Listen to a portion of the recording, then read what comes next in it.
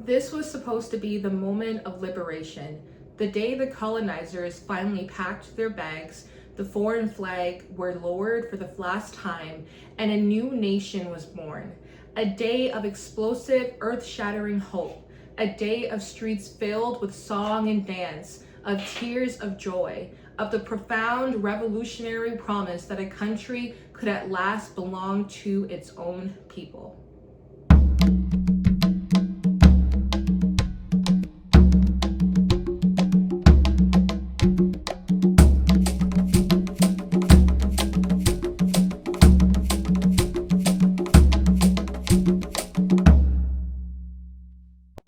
Welcome back to Culturally Booksmart. My name is Chantel Lewis, and I'm happy that you were in tuned and ready for episode 19. So, across Africa and Asia in the mid-20th century, this scene played out again and again. A wave of decolonization swept the globe, and the old empires that had dominated the world for centuries began to crumble. The dream was not just for a new flag and a new anthem, the dream was for a new future. A future free from exploitation, where the vast wealth of the land would be used to lift people out of poverty, to build schools and hospitals, and to create a just and prosperous society for all. So why, decades later, do so many of these post-colonial nations seem trapped in the same old brutal cycles of poverty, rampant corruption, and devastating chaos? Why did that beautiful, explosive dream of independence curdle into a waking nightmare for millions upon millions of people? The answer isn't in today's headlines. It's in a chillingly precise warning written over 60 years ago by a revolutionary psychiatrist. He saw the future with terrifying clarity. He watched the first flush of independence and immediately diagnosed the disease that would cripple these new nations before they could even learn to walk. He gave their new leaders a blueprint for success, and for the most part, they threw it in the fire. This is the story of the warning and the catastrophic consequences of a lesson unlearned. So to understand the warning, you have to understand the man. Frantz Fanon wasn't just a political writer or philosopher. He was first and foremost a doctor, a psychiatrist from the French colony of Martinique, who after studying in France, famously went on to run the psychiatric hospital in Blida in what was then colonial Algeria. This is crucial. Fanon wasn't observing colonialism from an academic ivory tower. He was treating its victims day in and day out. His clinic was a laboratory where the raw psychological trauma of oppression were laid bare. He saw up close how the colonial system didn't just exploit people economically and politically, but how it systematically poisoned the mind, warped identity, and inflicted profound, lasting damage on the very soul of everyone it touched. While at Blida Joinville Hospital, he treated both the Algerian victims of French torture and the French soldiers who carried it out, giving him a horrifying 360-degree view of the pathology of the colonial machine. His most famous book, The Wretched of the Earth, isn't just a political manifesto, it's a clinical diagnosis of a sick society. Fanon argued that colonialism's power lies in creating what he called a Manichaean world, a world viciously split in two. It's a world of absolute dichotomies, light and darkness, good and evil, civilization and savagery, superior and inferior. The native, the colonized, is defined as its opposite, lazy, irrational, a creature of instinct, barely human. This psychological violence, Fanon argued, was even more potent than physical violence. But Fanon's most powerful and prophetic insight wasn't about the colonial period itself. It was a dire warning about what would come after. He predicted with stunning accuracy that once the European colonizers left, a new ruling class would spring up from the local population. He gave them a specific name, the national bourgeoisie. These weren't the farmers in the countryside or the laborers in the slums. These were the educated urban elites, the westernized professionals, the lawyers, the doctors, and the political party leaders who had spearheaded the independence movements. They were supposed to be the heroes, the architects who would build the new free nation. But Fanon saw a fatal flaw, a deep-seated sickness in their hearts and minds. He warned that this new elite had no real vision for the future. They weren't a class of inventors, industrialists, or pioneers eager to forge a new path. Their mindset, he said with biting contempt, was that of a small-time hustler, not a captain of industry. Their one and only goal would be to step into the shoes, the cars, and the houses left empty by the departing colonist. They would take over the villas, the cushy administrative jobs, the exclusive clubs, and all the privileges and luxuries that came with them. Instead of radically transforming the nation, their mission would be far simpler and far more insidious: to act as a transmission line between their new country and the old colonial powers. They would build new industries to serve their people or empower the rural poor who had often fought and died for freedom. No, they would simply become the new managers of the country's existing resources, its minerals, its oil, its cash crops, for the benefit of foreign capital, while taking a very handsome cut for themselves. The results? Fanon warned it would be a hollow, counterfeit independence, a state he called neo-colonialism, where the flags had changed, the anthem was new, but the fundamental economic structure of exploitation had not. The nation would be free on paper, a sovereign state in the eyes of the world, but in reality, it would be run by a parasitic local elite, a spoil-sport bourgeoisie serving foreign interest, not their own people. It was a devastating prediction, and in so many parts of the world, history has proven him tragically, catastrophically right.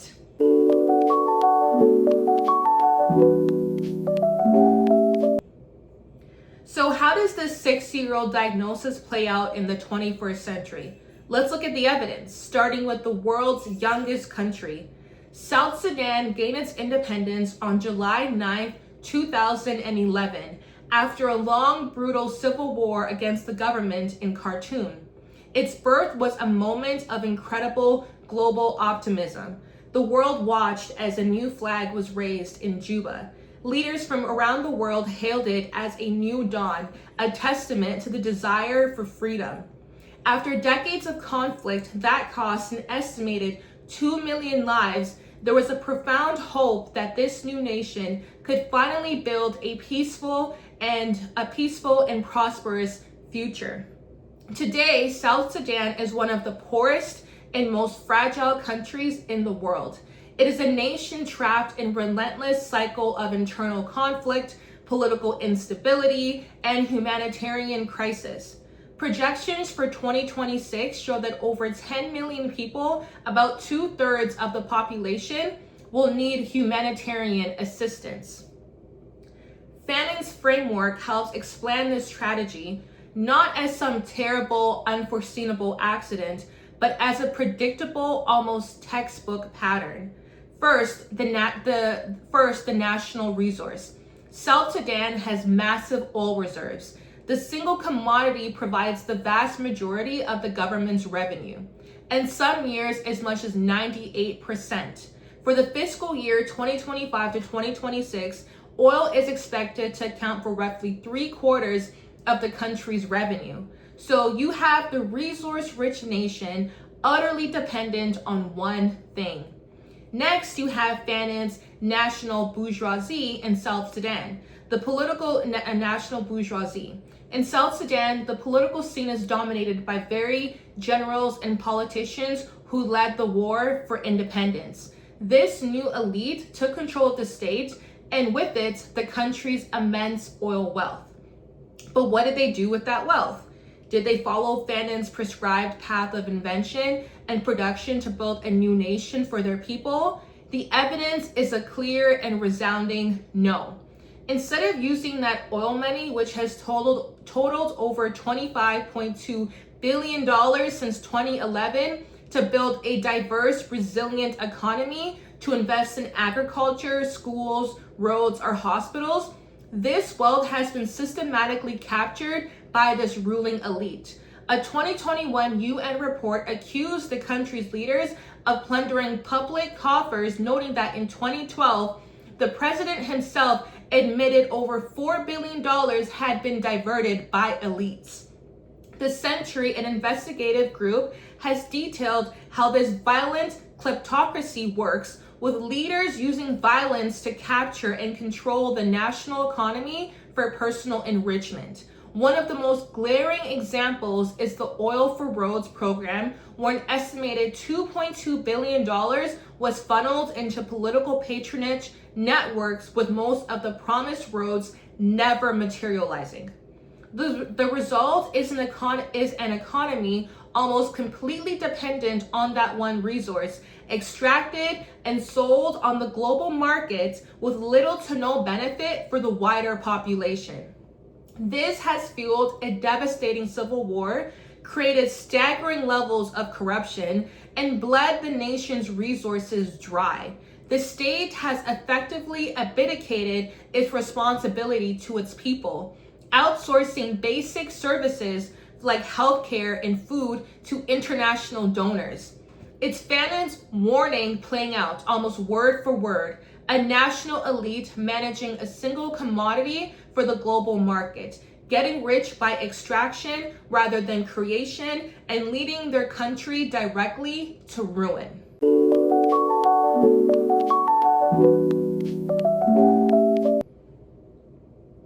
So this isn't an isolated case of a nation cursed by oil. Let's travel to the Great Lakes region of Africa, to Burundi.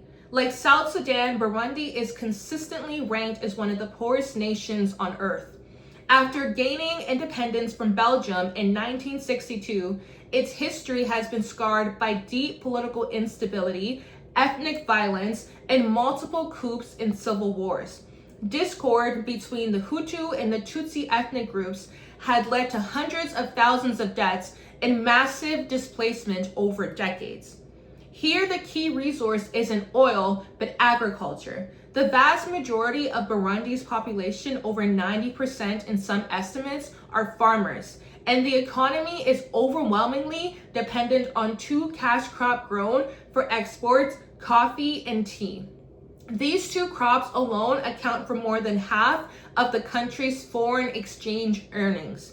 And who's in charge? The country's leadership is a product of its long and devastating civil war. Power is concentrated in the hands of the ruling power, the CNDD-FDD, which emerged from the conflict and is currently led by President Evariste. Once again, when viewed through Fannon's lens, the model is painfully and tragically clear. The history of coffee in Burundi is itself a colonial one. It was introduced by the Belgians in the 1920s, not to develop the local population, but a coercive tool for an extractive system to supply Europe. You have a national elite that, instead of transforming this inherited agricultural sector to build national wealth and food security, simply oversees an economy that functions a lot like it did in the colonial era. Millions of farmers grow raw commodities like coffee and tea, which are then sold on the volatile global market. The real value is added elsewhere, and the people of the population remain stuck in subsistence farming and deep grinding poverty. The government says it's committed to fighting corruption and developing the economy, yet international observers consistently point to a weak rule of law, state interference, and endemic corruption as enormous roadblocks to any real progress. The desire for political and economic power has historically fueled the country's devastating ethnic conflicts. This is the underdeveloped middle class, Fannon described with such foresight. an elite that finds it far easier and more profitable to manage the old extractive system than to take on the difficult, heroic work of building a new one from the ground up. They have inherited the seats of power, but they have not inherited the mission of national transformation. They are managers, not creators, and the nation stagnates as a result. But Fanon was never a prophet of inevitable doom. He was a revolutionary. His goal was not just to predict failure, but to avert it. He didn't just diagnose the disease of neocolonialism, he prescribed the cure. Deep within the wretched of the earth, he laid out a radical blueprint for real, genuine liberation. A path that leaders of nations like South Sudan and Burundi have so tragically failed to follow. So what was this blueprint? It wasn't some simple 5-point plan you get from a modern day think tank. It was a radical, revolutionary call for a complete reset of the post-colonial state and society. First and most importantly, political education for the masses. Fanon insisted that a nation isn't truly decolonized until the people, all of them, especially those in the countryside, whom he saw as the most revolutionary force, understand the political and economic realities they're facing. This was not about giving pompous speeches from a balcony. As he wrote, to educate the masses politically does not mean and cannot mean making a political speech. What it means is to try relentlessly and passionately to teach the masses that everything depends on them. He warned against leaders who keep their people in the dark, using big, empty nationalist slogans to cover up their own failures and their collaboration with foreign interests. A politically conscious population, one that understands the mechanics of the economy and demands accountability, is the only real defense against a self-serving, parasitic elite.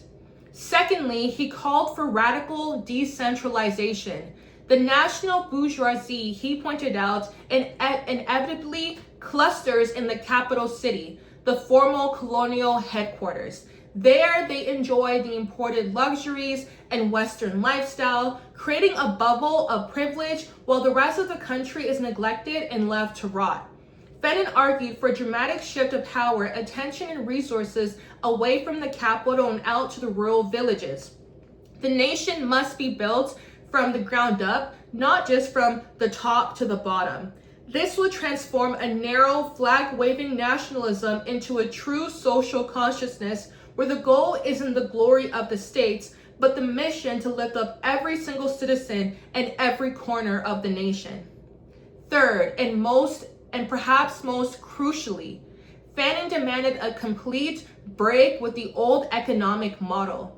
This meant the new nation must refuse to be just a supplier of raw materials for the West. It meant that taking national control of the country's key economic sectors, not for the benefit of a bloated state bureaucracy, but for the direct benefit of the people. It was a call to stop being a business agent for foreign capitalism and to finally start the hard, arduous work of building a national economy that serves its own population.